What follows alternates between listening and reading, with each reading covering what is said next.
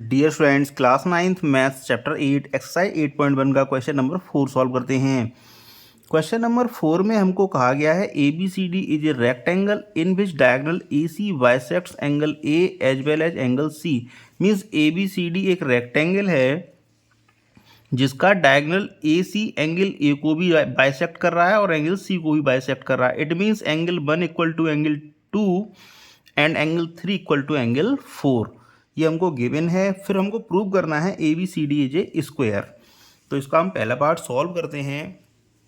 Given that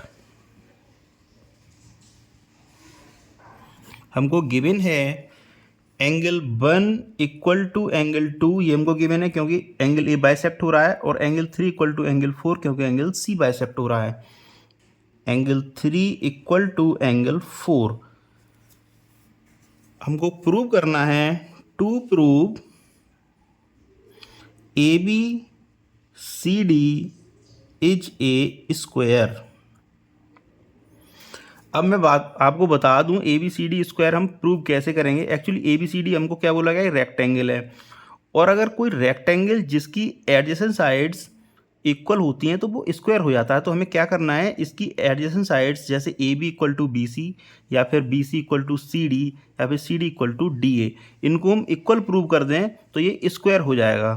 तो हमको बस यही करना है कि इस रेक्टेंगल की जो भी एडजेसेंट साइड्स हैं जैसे A B equal to B C, इनको हम इक्वल प्रूव कर देंगे तो स्क्वायर हो जाता है, क्योंकि स्क्वायर में क्या होता है कि उसकी सभी साइड्स इक्वल होती हैं। तो इसका सॉल्यूशन करते हैं हम। अब आप देखिए ए बी सी डी क्या है, एक रेक्टेंगल है, और इस रेक्टेंगल का ए सी क्या है, एक डायगोनल है। अगर ये एक रेक्टेंगल है, रेक्टेंगल भी क्या होता है, पैरेललोग्राम होता है, और अगर पैरेललोग्राम है तो इसकी अपोजिट साइड्स पैरेलल होती हैं। और ए सी इसका जो डायगोनल है, अगर इसको ट्रांसवर्सल मान लिया जाए तो एंगल 1 और एंगल 4 ऑल्टरनेट एंगल्स बनना है। इट मीन्स एंगल 1 इक्वल हो जाएगा एंगल 4 के। तो हम यही लिखेंगे angle 1 means angle 1 equal to angle 4, क्योंकि ऑल्टरनेट एंगल्स बनना है, equal to angle 4 because alternate angles. इसको मैं इक्वेशन 1 मान ले रहा हूँ, और हमको गिवन है कि एंगल 3 इक्वल टू एंगल 4 है। Means angle 3 equal to angle 4 ये हमको गिवन है। तो लिखेंगे एंगल 3 इक्वल टू एंगल 4, ये हमको गिवन है। इसको हम इक्वेशन 2 मान ले रहे हैं। अब आप इक्वेशन 1 एंड 2 से देखिए, एंगल 4 एंगल 1 के भी इक्वल है, एंगल 3 के भी इक्वल है। इट मीन्स एंगल 1 हो जाएगा एंगल 3 के। तो लिखते हैं from equation 1 and 2 angle 1 equal to angle 3। इसको मैं इक्वेशन 3 मान लूँगा। अब मैं देखता हूँ एंगल 1 और एंगल 3 कहाँ बन रहा है। एंगल 1 तो ये बन रहा है, एंगल 3 ये बन रहा है, दोनों ही एंगल ट्रायंगल एडीसी में बन रहे हैं। तो हम सभी एक थ्योरम जानते हैं कि अगर किसी भी ट्रायंगल्स के एंगल्स इक्वल हैं तो उनकी अपोजिट साइड्स भी इक्वल होती हैं। तो एंगल 1 की अपोजिट साइड बन रही है डीसी साइड, और एंगल 3 की अपोजिट साइड बन रही है एडी साइड। तो ये दोनों साइड्स भी क्या हो जाएंगी, इक्वल हो जाएंगी। तो हम इसी थ्योरम का यूज करके इस ट्राइंगल की दोनों साइड्स को इक्वल प्रूव करेंगे, फिर बता देंगे कि ये एडिशन साइड्स की इक्वल हैं तो ये एक स्क्वायर है। तो लिखते हैं in triangle A D C angle 1 equal to angle 3, इसको हमने भी प्रूव किया है, प्रूव्ड एबव, इसको हमने प्रूव किया था अभी। अब हम देखेंगे एंगल 1 के अपोजिट कौन सी साइड बन रही है, सी डी साइड बन रही है। तो लिखेंगे एंगल 1 के अपोजिट सी डी साइड बन रही है, सी डी इक्वल टू, और एंगल 3 के अपोजिट साइड बन रही है डी ए साइड। तो लिखेंगे डी ए। वी क्यों इक्वल हो गई, because in a triangle sides opposite to equal angles are equal. तो C D side D A side के इक्वल हो गई, और हमें ये क्या प्रूव करना था, एडजेसेंट साइड इक्वल हो जानी चाहिए। तो देखो सी डी साइड और इसका एडजेसेंट साइड डी ए हो गया, दोनों साइड इक्वल हैं तो ये क्या हो जाएगा, एक स्क्वायर हो जाएगा। तो लिखेंगे ए रेक्टेंगल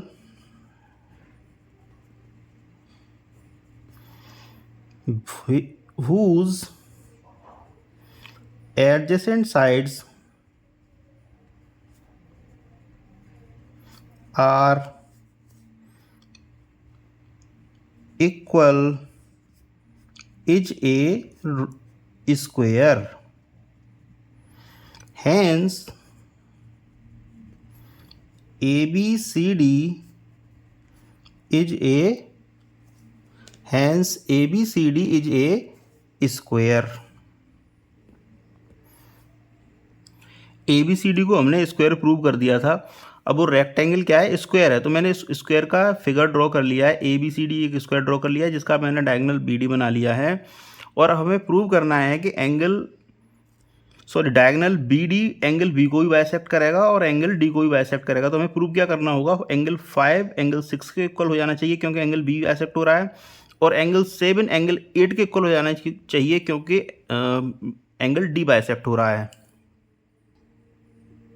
तो हम लिखेंगे टू प्रूव, सेकंड पार्ट है इसका, to prove diagonal BD bisect angle A as well as angle D। ये हमको प्रूव करना है।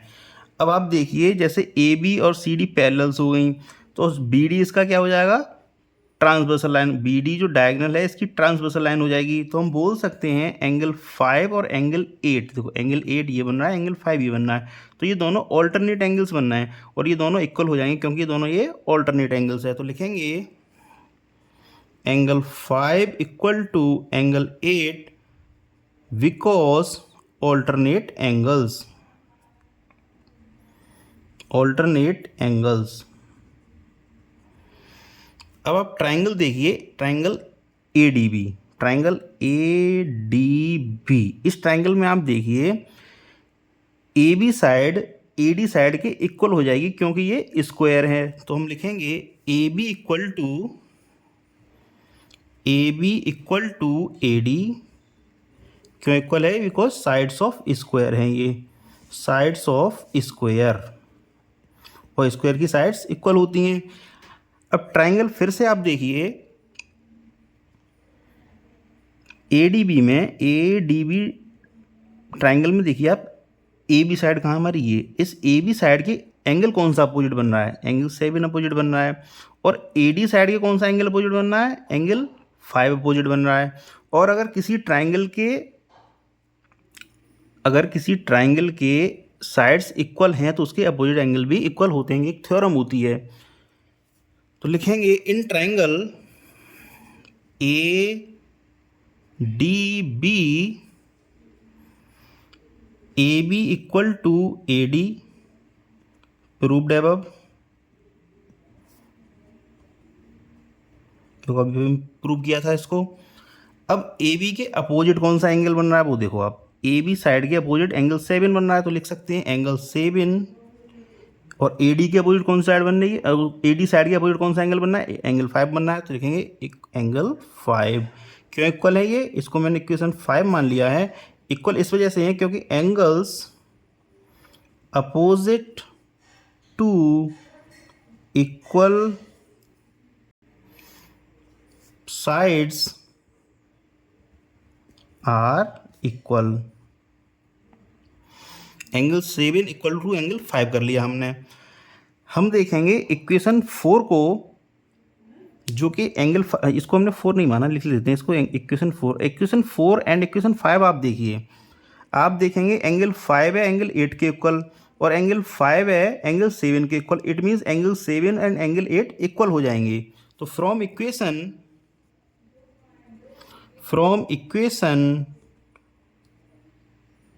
4 and 5 angle 7 equal to angle 8। तो हमने ये तो प्रूव कर दिया कि एंगल D जो है बाइसेक्ट हो रहा है क्योंकि एंगल 7 एंगल 8 के इक्वल हमने प्रूव कर दिया। इसको हम इक्वेशन मान लेंगे 6। अब हमको प्रूव करना है एंगल 5 है एंगल 6 के इक्वल, तो same theorem same conditions use करेंगे। अब आप एंगल 7 देखिए और एंगल 6 देखिए। A B and C D parallels हैं और बी डी इसका ट्रांसवर्सल है, तो एंगल 7 हो जाएगा एंगल 6 के इक्वल, क्योंकि ये ऑल्टरनेट एंगल्स बनना है। तो लिखते हैं एंगल 7 इक्वल टू एंगल 6। क्यों इक्वल है ये, इसको इक्वेशन 7 मान ले रहे हैं। इक्वल इस वजह से हैं क्योंकि ये ऑल्टरनेट एंगल्स हैं, ऑल्टरनेट एंगल्स। अब हम इक्वेशन 5 एंड इक्वेशन 7 देखते हैं। इक्वेशन 5 हमारी ये है और इक्वेशन 7 जो अभी हमने लिखी है। तो इक्वेशन 5 में हम देखते हैं एंगल 7 है एंगल 5 के इक्वल, एंड इक्वेशन 7 में हम देखते हैं एंगल 7 है एंगल 6 के इक्वल। तो हम बोल सकते हैं एंगल 5 इक्वल टू एंगल 6। तो लिखेंगे from equation 5 and 7, from equation 5 and 7 angle 5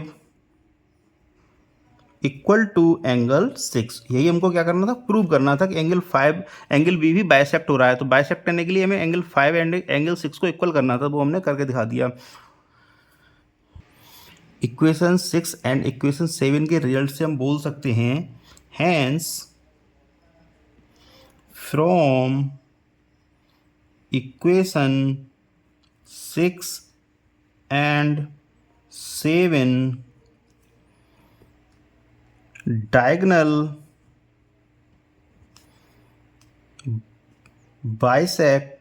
BD bisects angle B as well as angle D। तो यही हमको प्रूव करना था। Thank you very much.